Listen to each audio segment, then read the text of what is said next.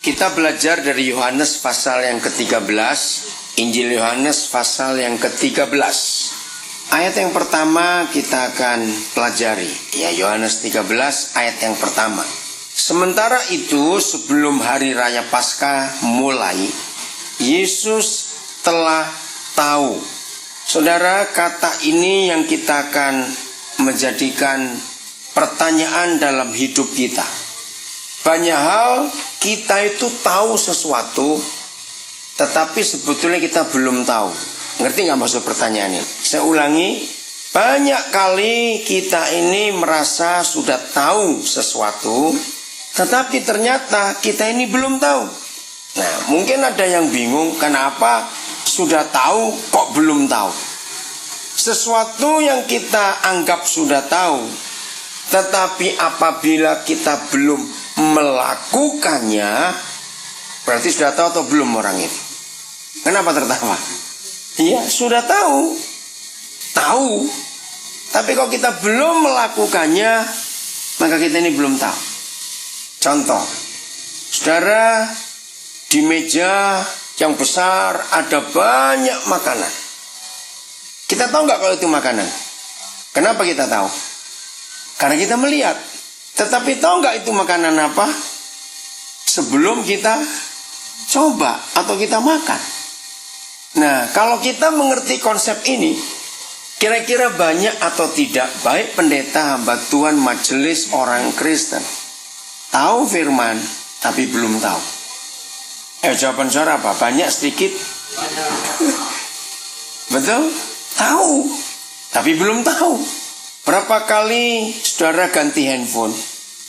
Dan secara normal, kalau orang itu ganti handphone, itu biasanya ganti handphone yang ke lebih jelek atau yang ke lebih bagus? Biasanya ya pasti dong, ngapain ganti ke lebih jelek? Ya, wajarnya begitu. Tahu itu handphone karena sudah dibeli kok, dan barangnya sudah ada di tangan. Tahu. Tapi kalau dia belum mempelajari betul fitur-fitur atau apa saja yang bisa dibuat oleh handphone itu, dia sudah tahu atau belum? Padahal dia tahu, karena sudah di tangan handphonenya. Tapi tidak mempelajari dan tidak mencobanya, maka dia belum tahu. Ditulis lagi di sini, Yesus telah tahu. Apa yang dia ketahui? Bahwa saatnya sudah tiba untuk beralih dari dunia ini kepada Bapa. Kalau saudara membaca firman ini, maka yang Tuhan Yesus tahu itu hal yang bagus atau yang gak bagus yang dia ketahui. Ayo, bagus atau gak bagus?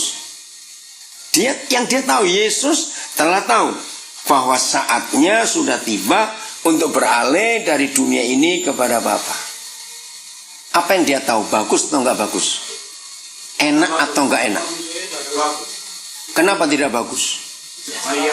Karena dia akan menderita. Dia tahu. Kita nggak usah baca seterusnya karena kita sudah tahu bagaimana sikap hidup Tuhan Yesus. Dia menghindar atau tetap berangkat? Tetap berangkat, walaupun dia sudah tahu.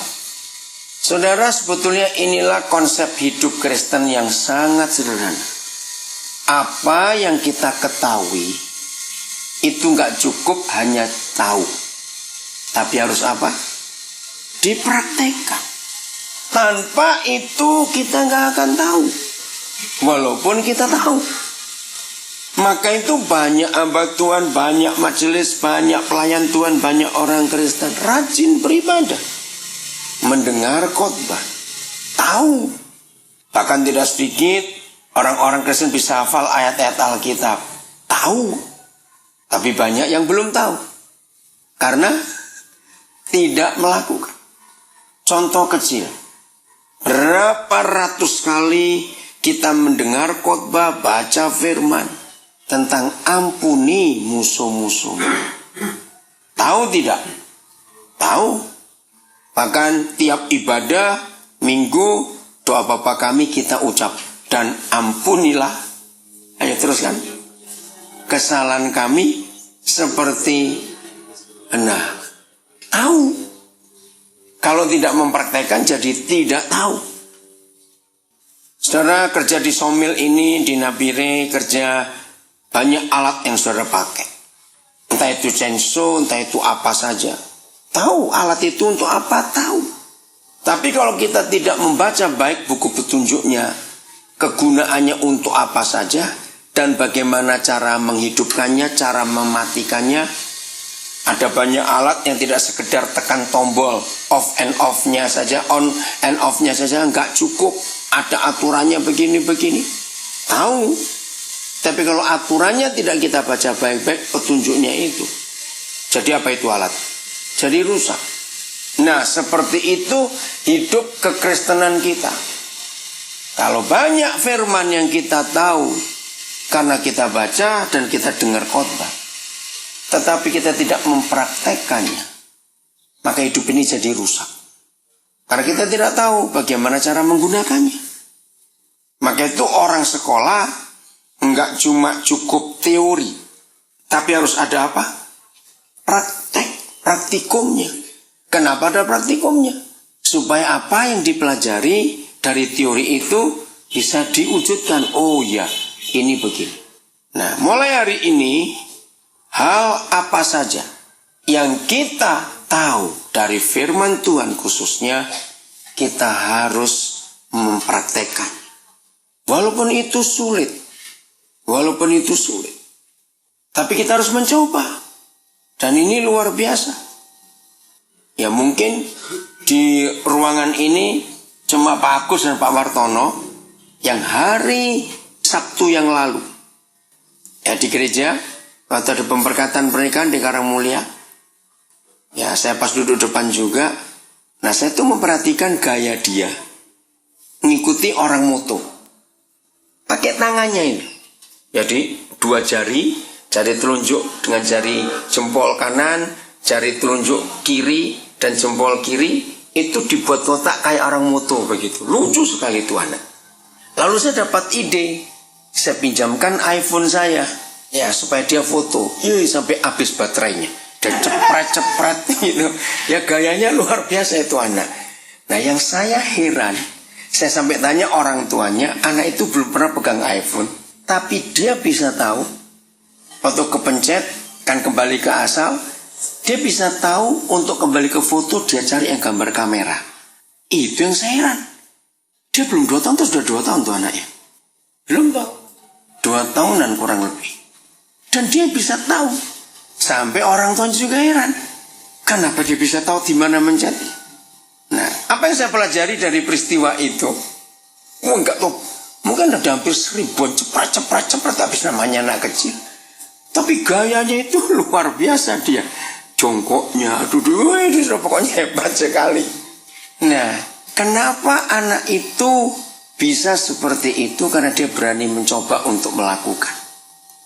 Sudah selesai, pengantin selesai, saya minta. Ternyata dia ada kasih, malah dia cari kantong sakunya. Mau diambil kantong sakunya iPhone saya ini. Nah, wah, dia merasa puas betul bisa mencoba itu. Nah, pertanyaannya dalam kehidupan kita, kenapa kita kalah dengan Brian Pardede yang masih kecil itu? Dia berani coba, padahal dia nggak pernah pegang alat itu, dia baru pertama kali. Karena dia berani coba. Maka itu tidak salah kalau Tuhan Yesus berkata, belajarlah kepada siapa? Anak kecil. Saya belajar lewat itu. Nah, kegagalan kita karena kita takut untuk mencoba. Kira-kira ya atau tidak? Setiap kali kita dengar firman Tuhan, kita takut untuk mencoba melakukan. Apa bedanya kita yang sudah dewasa dengan anak kecil? Bedanya cuma satu. Anak kecil nggak pernah mikir resiko. Ya atau tidak? Anak kecil itu tidak pernah mikir resiko kalau dia coba itu jadi apa, dia nggak mikir. Memang ada bahayanya. Karena anak kok. Tapi itu sikap yang baik. Kalau kita pakai sebagai orang dewasa. Ternyata ketidaktahuan kita dari hal yang kita tahu jadi tidak tahu karena kita nggak berani tanggung risiko. Ya, kira-kira ya atau tidak? Karena kita nggak berani tanggung risiko. Anak-anak kecil itu berani. Maka itu mereka jatuh pun nangis, luka, Apa dia jerah, nggak coba lagi? Ayo, berdarah-darah itu. Coba lagi tidak? Coba lagi. Benjol pun kepalanya, coba lagi. Maka itu anak kecil itu luar biasa. Nah, dalam hal belajar bahasa, mengapa anak kecil cepat bisa bicara dalam bahasa-bahasa yang baru? Bedanya apa dengan kita? Tadi itu. Ternyata anak kecil itu tidak pernah belajar bahasa. Mereka itu cuma menirukan. Beda. Orang belajar itu pasti mikir. Tapi anak kecil bisa menguasai cepat bahasa-bahasa baru bukan karena mikir. Dia cuma ngikut, nirukan saja. Pernah sadar nggak hal itu? Nah, kalau kita belajar kan mikir. Ya takut salah nanti ya. Itu benar atau tidak ya? Nanti kalau orang dengar aku salah, kan malu nanti. Nah itu. Kalau anak kecil nggak pernah mikir malu, tidak, antam saja. Itu anak-anak. Maka itu siapa yang pernah cuma 2 minggu saja. Dari Papua misalnya pulang ke Sumatera. Kalau dari Sumatera pulang ke Timor, pulang ke Jawa, pulang ke Ambon. 2 minggu aja itu anak sudah berubah lagi tuh bahasanya. Betul, cepat sekali mereka. Kenapa? Karena anak-anak tidak mikir risiko. Dia cuma nirukan saja. Ya kembali pada Brian Pardede itu, anak 2 tahun. Kenapa dia waktu moto bisa kayak jongkok, bisa kayak berlutut, bisa kayak itu? Karena dia lihat tukang foto yang lain. Dia buat itu. Wah, jadi waktu pemberkatan pernikahan hari Sabtu yang lalu itu, dia betul-betul jadi aktor. Lucu sekali. Karena dia niru. Nah, seharusnya kalau kita pakai logika anak-anak dalam hidup kita sebagai murid Yesus, nggak usah mikir risiko, niru saja, ikuti saja apa yang Yesus sudah buat. Amin. Nggak ada masalah. Nah, karena kita sudah terlalu dewasa, sok pinter, ini masalahnya. Tiap kali kita mau melakukan apa-apa, kita mikir dulu. Nanti orang ngomong apa, nanti bagaimana, aku bisa atau tidak, iya kalau tidak, wah sudah banyak pertimbangan. Kalau anak kecil tak pakai pertimbangan, hantam saja sudah. Salah pun buat anak kecil, ayo apa yang saudara pikir kalau anak kecil salah melakukan sesuatu? Cuek saja. Betul enggak? Itu yang luar biasa. Maka itu kenapa Tuhan Yesus minta kepada kita jadilah seperti anak-anak. Yaitu hantam saja sudah. Gak usah takut-takut, gak usah mikir risiko, gak usah mikir akibatnya bagaimana. Enggak. Lakukan saja. Ini kegagalan kita sebagai orang percaya dalam mengikuti Yesus. Saya baca terus. Yohanes 13 ayat 1 ini, saya ulangi ya. Sementara itu sebelum hari raya Paskah mulai, Yesus telah tahu bahwa saatnya sudah tiba untuk beralih dari dunia ini kepada Bapa. Sama seperti ia senantiasa mengasihi murid-muridnya, demikianlah sekarang ia mengasihi mereka sampai kepada kesudahannya. Ayat 2. Mereka sedang makan bersama. Nah, perhatikan kata bersama. Apa kata lain bersama? Nah, contoh ini, tahu kalimat ini. Tapi kok kita tidak menanyakan pada diri sendiri dengan kata lain. Apa kata bersama? Maka kita jadi tidak tahu. Walaupun tahu bersama itu apa, ada di benak kita. Tapi kita sulit mewujudkan, betul tidak? Ayo, apa kata bersama? Bukan, bersama itu bukan berkumpul. Banyak orang berkumpul belum tentu bersama. Satu hati, apalagi? Bukan. Nah, buktinya tahu, tapi nggak tahu. Padahal gampang kata bersama.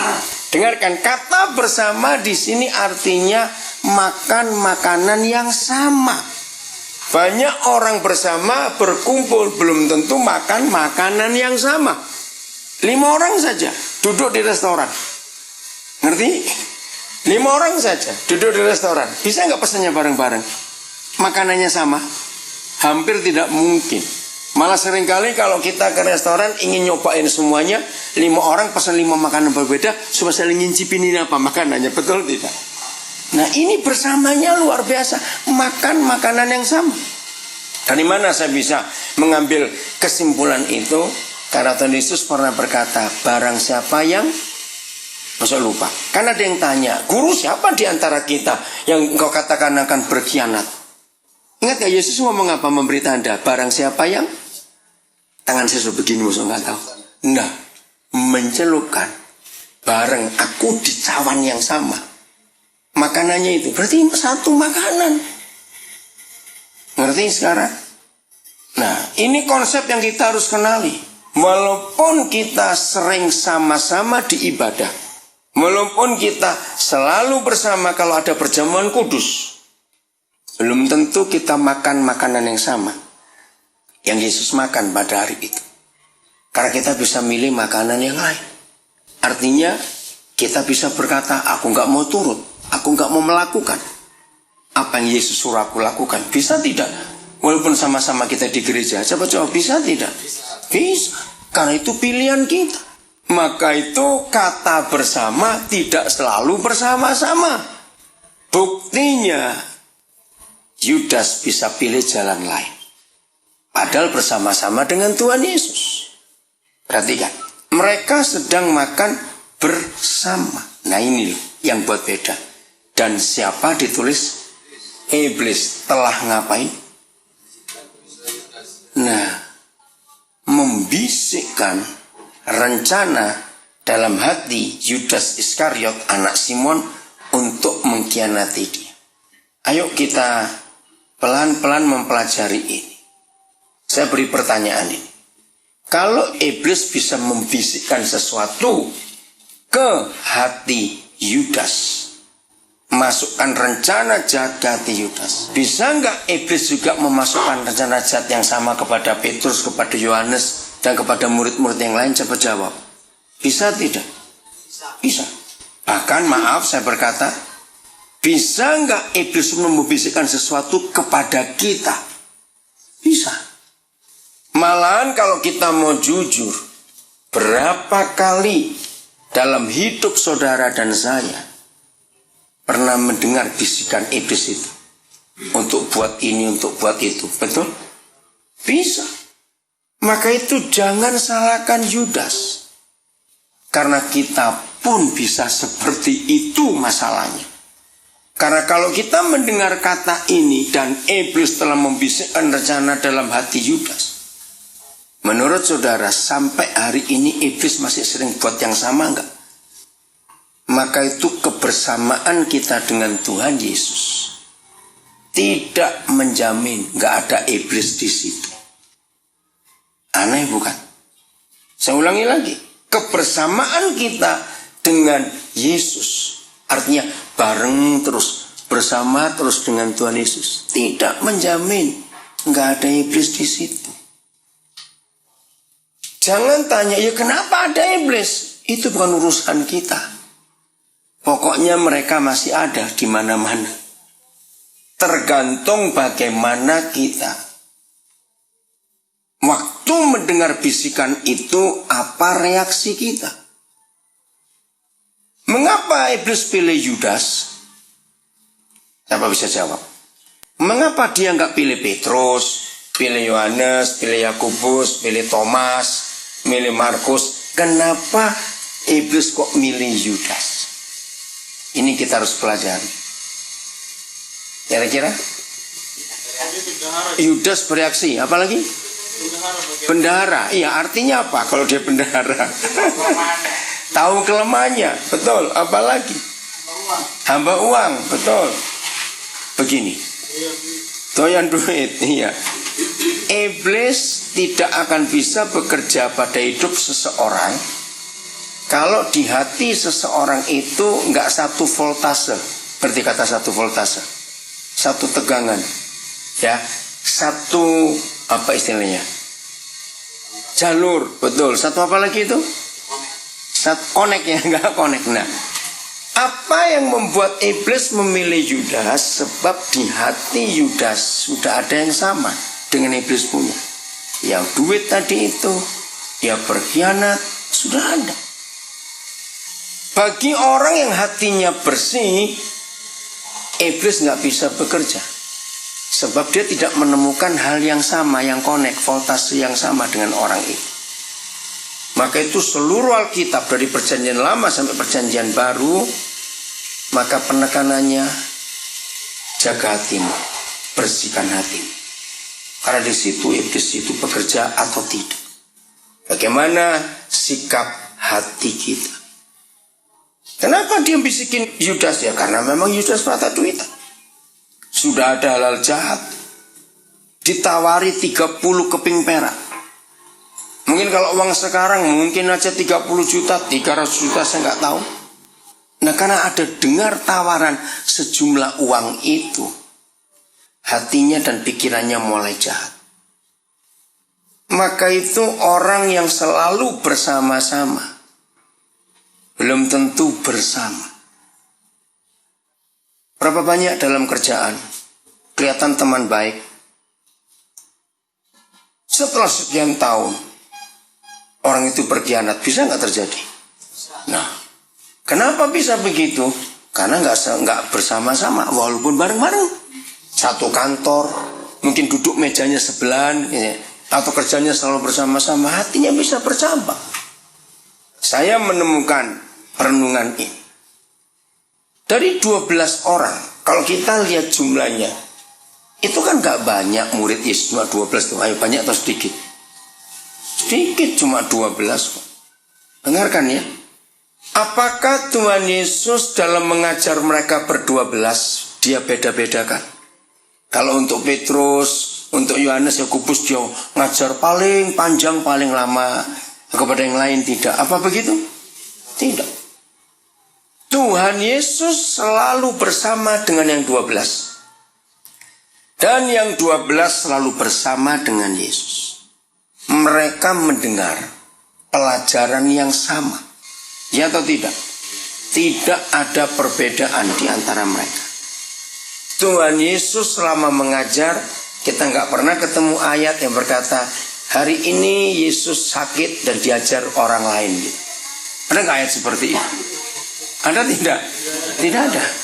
Nah, bayangkan, yang ngajar satu orang yang sama, yang disampaikan bahan yang sama, dan 12 sama-sama mendengar. Tidak ada bedanya sama sekali. Kenapa yang satu ini bisa bengkok sendiri? Padahal dengarnya sama-sama. Apa jawabannya?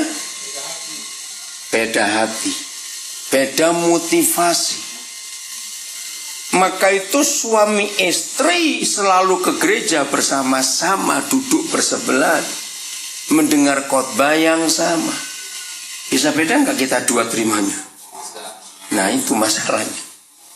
Tergantung hati kita, pikiran kita hari itu ada di mana. Tubuh kita bisa ada di dalam ibadah, tapi hati dan pikiran kita bisa kemana-mana. Nah, siapa yang tahu hatinya kemana, pikirannya kemana? Orangnya di gereja kok. Betul? Maka itu saudara, tiap hari kita harus memeriksai hidup kita ini. Gampang sekali, sangat mudah dalam hidup kita diselewengkan. Tahu kata diselewengkan ya? Dibelokkan, dibengkokkan, gampang sekali. Itu manusia. Kalau binatang tidak. Kalau binatang ternak seperti sapi, kuda, kerbau, makanannya cuma rumput. Paksa suruh makan roti, suruh makan daging, mau nggak mereka? Ya mau tidak? Mereka nggak bisa dibengkokkan. Kita ini gampang dibengkokkan. Jadi manusia ini betul-betul makhluk yang paling rakus. Semua dimakan. Itu manusia. Binatang itu tidak. Ya kecuali babi ya. Maka itu Alkitab mengatakan kita harus bisa menjaga hati kita. Karena itu pusat segala-gala. Coba baca Amsal 4 ayat 23. Ya, silakan salah seorang membaca. Amsal 4:23. Mengapa ada firman seperti ini? Jagalah hatimu dengan segala kewaspadaan. Ya, Terus? Karena dari situ terpancar kehidupan. Saudara, satu-satunya firman yang mengatakan dari mana mata air kehidupan itu hanya ayat ini. Kata terpancar itu mata air. Ya. Jadi di mana mata air kehidupan kita? Di hati, bukan di dompet, bukan di ATM. Mengapa banyak orang lebih menjaga ATM-nya daripada hatinya? Pernah perhatikan kalau ada orang ke ATM, terus di belakang ada orang, udah coba tutup supaya nggak lihat pinnya bagaimana. Saya pikir ngapain lo nggak lihat juga lo, sampai dia tolak-tolak dulu. Kenapa? Ya karena dia takut hidupnya di situ masalahnya. Maka itu Tuhan Yesus nggak salah berkata sebab di mana ada apamu di situ ada apamu. Nah, di mana ada hartamu di situ ada hatimu. Saya nggak pernah takut ATM saya dicuri orang, diketahui orang. Bahkan saya sering titip ATM saya kepada siapa saja. Kenapa saya berani menyerahkan ATM saya pada orang lain? Kenapa banyak orang nggak berani menyerahkan ATM-nya pada orang lain? Masuk PIN-nya. Bedanya cuma satu. Sering ada isinya atau nggak ada isinya. Betul? Hari Kamis yang lalu, hari Waisak, ada seorang yang saya sudah kenal tapi belum terlalu lama. Nah, waktu itu saya lagi mimpin seminar. Dia cerita tentang keperluan mendesak sore itu sebelum jam 5. Aduh, waktu saya dengar itu, ya udah, karena saya sibuk.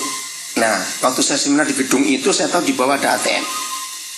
Saya kasih 3 ATM saya kepada dia.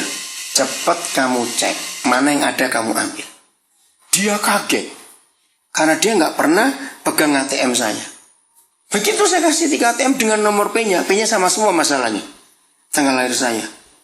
Wajahnya itu betul-betul kaget. Duh, kenapa? Terus dia bilang, belum pernah saya lihat seumur hidup saya ada orang nyerahkan ATM-nya. Lu katanya kamu perlu duit. Lah saya nggak tahu yang ada dari 3 ini yang mana, saya nggak tahu. Mandiri, Danamon, BNI. Ya karena di Nabiri cuma ada 3 bank itu yang saya ada ATM-nya. Dah kamu cek. Dia nggak berkata ya, nggak berkata tidak, tapi tangannya diangkat dua-dua. Artinya apa? Menolak. Saya bilang kamu tahu saya sibuk begini, saya nggak ada waktu. Dan kamu lagi perlu. Saudara, nggak lama dia balik. Senyum-senyum. Kenapa? Dia nggak nyangka kalau saya seperti ini, ATM itu bisa kosong. Sekarang kamu tahu. Itu cara hidup saya. Maka itu saya nggak pernah takut nyerahkan ATM ini. Belum tentu ada isinya masalahnya. Dan hari itu saya baru tiba dari luar negeri.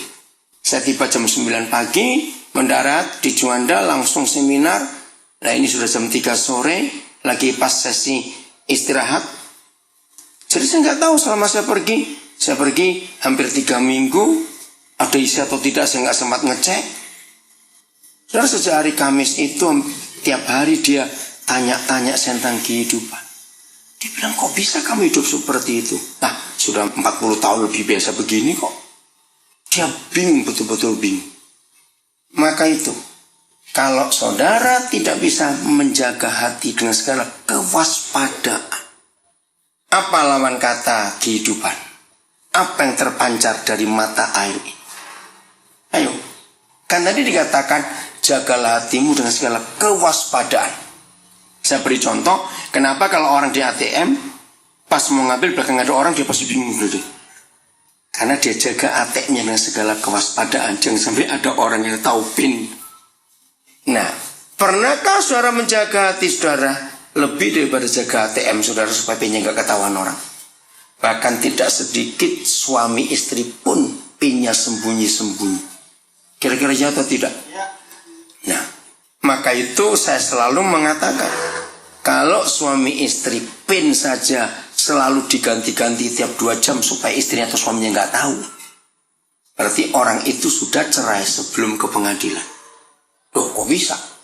Ya firman tadi, sebab di mana ada apamu? Ayo, ada apamu? Sebab ada di mana ada hartamu, di situ ada hatimu. Nah, kalau hartanya pisah, nggak saling percaya. Hatinya bagaimana dua orang itu? Sudah pisah. Nah kalau namanya suami istri, hatinya pisah, namanya apa? Cerai goblok gitu loh. Loh betul tidak? Hati pisah kan cerai. Tapi mau tidur sama-sama dengan seks, maaf, itu namanya perzinahan. Hubungan seks yang tidak resmi suami istri itu namanya perzinahan. Suami istri yang hatinya nggak satu, walaupun orang lihat ini suami istri, itu pelacuran dan perzinahan. Karena uang aja nggak saling percaya. Sederhana nggak konsepnya? Dasar satu-satunya bagi pernikahan bukan kasih, itu salah, tapi percaya. Ada kasih nggak ada percaya, bukan kasih dong. Catat ini. Jadi kalau suami istri masih nggak percaya pasangannya, sehingga uangnya disembunyikan terus, sampai P-nya pun nggak tahu, ini bukan suami istri. Maka itu banyak hidup yang tidak hidup. Kenapa? Karena yang terpancar bukan kehidupan, tapi kematian. Karena cuma ada satu lawannya, kata baliknya. Jagalah hatimu dengan segala kewaspadaan, sebab dari situlah terpancar kehidupan. Maka itu kalau dibalik, apabila saudara tidak menjaga hati dengan segala kewaspadaan, yang terpancar kematian. Jadi saya ulangi, banyak orang kelihatannya hidup, tapi dia tidak hidup. Apa kata lain tidak hidup? Mati. Hidup kelihatannya. Ya seperti dari tadi kita belajar. Tahu, tapi tidak tahu. Bersama-sama, tapi tidak bersama-sama. Hidup, tapi tidak hidup. Ingat loh, lagi sekali saya bilang cuma ada satu di antara dua. Terpancar kehidupan atau terpancar kematian. Jangan milih tengah-tengah. Namanya setengah mati, malah capek itu. Bayangkan kalau yang terpancar dari kita setengah mati, apa itu? Baca kitab Yasin. Oh, baca kitab Yasin. Ayo mulai hari ini kita periksa betul hidup kita ini, saudara. Dalam segala hal. Karena Tuhan Yesus mau kita ini betul-betul jadi orang-orang yang berkenan kepada Dia. Amin. Jadi orang-orang yang melakukan kehendaknya. 1 Korintus 11 ayat 1. Nah, kalau kita sudah mendengar apa yang kita pelajari hari ini, lalu kita melakukan, jadi tahu, betul-betul tahu, yaitu melakukan, maka ini yang terjadi di hidup kita. Salah seorang silakan baca 1 Korintus 11 ayat 1. Jadilah pengikutku sama seperti aku jadi pengikut Kristus. Kalau kita sekedar membaca, maka kita punya kesan sombong betul Paulus ini. Loh, betul tidak? Ya enggak? Ada kesan itu enggak? Siapa kamu Paulus? Sombong sekali. Dari mana kita bisa menilai kesombongannya? Siapa bisa jawab? Kalau kita enggak mengerti hati Paulus, kita akan berkata sombong betul kamu. Dari mana kita? Iya, artinya apa? Iya, jadilah pengikutku. Dia menyamakan dirinya dengan Tuhan Yesus. Dia enggak berkata terbalik. Jadilah pengikut Kristus seperti aku ikut Kristus. Kalau dia ucapan kalimat itu, kita bisa terima. Jadilah pengikut Kristus seperti aku ikut Kristus. Tapi dia ngomongnya jelas. Jadilah pengikutku, ikuti teladanku, terjemahan lama. Karena aku mengikuti dia. Ini bukan satu kesombongan. Dia tahu yang dia ketahui. Dia bersama-sama dengan Yesus dalam segala hal. Nah, nanti kalau saudara baca di rumah 1 Korintus 7 akan lebih hebat lagi. Di dalam 1 Korintus 7 banyak kalimat seperti ini. Aku menasihatkan kepadamu. Terus dia ralat, bukan aku tapi Tuhan. Dan itu diulang-ulang. Nah, pertama saya belajar 1 Korintus 7 itu saya bingung. Ini orang ngomongnya kok dolak-dalik istilahnya. Aku berkata kepadamu, Tuhan menasihatkan. Bukan Tuhan, tapi ini aku. Itu di 1 Korintus 7. Saya lupa itu berapa banyak kali dia nulis. Nah, buat saya kan heran. Ngapain kata-kata begini diulang-ulang terus? Ini Tuhan, bukan, tapi aku. Ini aku, bukan, ini Tuhan.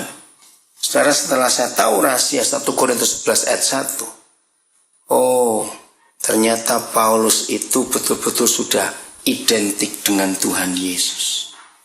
Begitu kadang-kadang dia bingung. Mana Tuhan, mana aku sekarang ini? Karena sudah menyatu. Kira-kira, jangan tertuduh kalau saya tanya kalimat ini.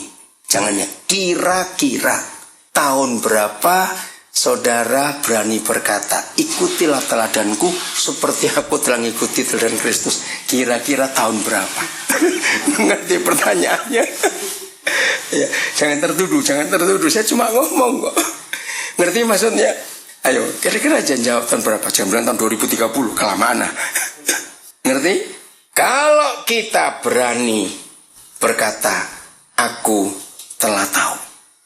Artinya, kita sudah mencoba melakukan. Seperti anak-anak, tanpa risiko, berani melakukan. Itu luar biasa. Hantam saja istilah anak-anak bagus sekali. Enggak takut salah, enggak takut dipermalukan, namanya anak-anak. Maka kalau firman kita hidupi seperti itu, ini hidup ini luar biasa. Amin. Kira-kira muncul apa di hati saudara, di benak saudara, kalau kita mendengar kebenaran ini? Karena cuma ada satu di antara dua pilihannya. Ambil putusan melakukan, atau saudara bilang, itu firman bukan untuk aku itu. Cuma ada satu di antara dua. Kalau semua kita memilih yang pertama, melakukan, wah hidup ini luar biasa. Sangat luar biasa. Jangan saudara berkata gini, enak aja itu Pak Daniel ngomong. Bukan cuma enak, ini memang kebenaran. Amin. Loh, kebenaran bukan? Nah, waktu saya ngajar, cara saya nyampaikan, ini berat atau ringan? Ringan. Nggak ada yang berat. Mudah dimengerti. Maka itu saya selalu berkata, teolog-teolog itu yang buat firman jadi sulit dimengerti. Kalau diolah pakai ini, pakai hukum itu, malah mumet katanya. Padahal firman itu begitu sederhananya. Maka itu banyak orang tahu firman. Karena mereka cuma belajar firman. Orang yang belajar belum tentu tahu. Walaupun dia tahu. Sebelum dia praktek. Jelas? Sebelum saya akhiri, ada yang mau tanya sesuatu? Ya, silakan. Saya ada satu kejadian di kampung. Yang kuat Pak, supaya yang belakang dengar. Jadi waktu dia tidak ke gereja, saya tanya, kenapa tidak ke gereja? Jawabnya sama saya, sama saja saya mau ke gereja atau tidak. Saya tidak pernah bikin kesalahan atau bikin perbuatan yang jauh dari Tuhan. Padahal yang masuk gereja itu, ya artinya jahat katanya. Ada yang main perempuan, ada yang mencuri. Bagaimana kan? Jadi tanggapan saya waktu itu, saya bilang, saya juga jadi risih sendiri. Risihnya apa? Saya bingung apa yang saya tanya itu. Mungkin akan terjadi sama saya. Begitu. Jadi saya meminta penjelasan di sini, Pak. Bagaimana tanggapan dengan masalah yang seperti ini? Ya. Kita nggak usah urus bagaimana orang lain itu. Seperti kalimat terakhir yang Bapak tanya tadi. Bagus, bagaimana dengan saya? Lebih baik kita tanya ke diri sendiri. Daripada kita ngurus orang lain. Kalau kita pakai 1 Korintus 11 ayat 1. Maka Bapak nggak perlu nasihati orang itu. Tapi cukup berkata, ya lihat aku dong.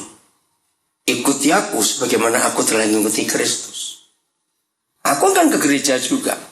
Tapi apakah kamu melihat aku seperti yang kamu katakan? Ke gereja rajin, tapi masih berzina, masih mencuri, masih mabuk dan lain sebagainya. Nah, karena Bapak yang punya hati, punya keprihatinan, kenapa tetangga saya ini nggak mau ke gereja? Maka Bapak yang tarik dia dengan contoh. Harusnya berkata gini, ya udahlah, gak usah lihat yang lain, lihat aku saja. Ngerti maksudnya? Maka itu kita harus berani berkata seperti Paulus, lihat aku, ikuti aku, sebagaimana Kristus aku ikuti. Selesai. Ada lagi yang lain? Mau jadi pelaku mulai hari ini? Karena begitu indah firman Tuhan. 1 Petrus pasal 2. 1 Petrus pasal 2. Jadi firman itu gampang sekali untuk kita lakukan. Enggak sulit sama sekali. 1 Petrus pasal 2. Ayat yang ke-21. 1 Petrus 2 ayat 21. Sebab untuk itulah kamu dipanggil. Untuk apa? Bukan untuk jadi orang Kristen, bukan dipanggil untuk jadi pendeta, jadi majelis, jadi penginjil, dipanggil untuk guru sekolah minggu, tidak. Sebab untuk itulah kamu dipanggil, karena Kristus telah menderita untuk kamu dan telah apa? Ayo baca, meninggalkan apa? Teladan bagimu. Ayo baca sama-sama kalimat berikut 1, 2, 3. Supaya kamu mengikuti jejaknya. Ganti kata kamu dengan kata saya. Ya, ulangi 1, 2, 3. Supaya saya mengikuti jejaknya. Ya sudah. Tidak ada kerinduan dari Bapa di surga yang lebih besar daripada kerinduan ini. Amin. Dia mau supaya semua kita mengikuti jejak. Tidak ada pilihan lain. Ayo berusaha mulai hari ini. Maka satu persatu orang-orang yang dekat dengan kita akan lihat cara kita hidup. Betul? Akan lihat cara kita hidup. Dan itu luar biasa. Jadi firman itu jangan kita pilih-pilih yang cocok untuk kita saja. Enggak. Semuanya kita terima sebagai kebenaran. Wah, luar biasa kalau semua kita jadi pelaku kebenaran, maka surga ada di dunia lewat kita. Dan orang-orang di sekitar kita akan lihat Yesus lewat kita. Lakukan, maka sukacita surgawi, damai sejahtera surgawi melimpah dalam hidup kita. Pasti. Karena setiap kali kita mengikuti Yesus, damai sejahtera sukacita itu pasti ada. Amin. Tuhan memberkati kita semuanya. Selamat jadi pelaku firman.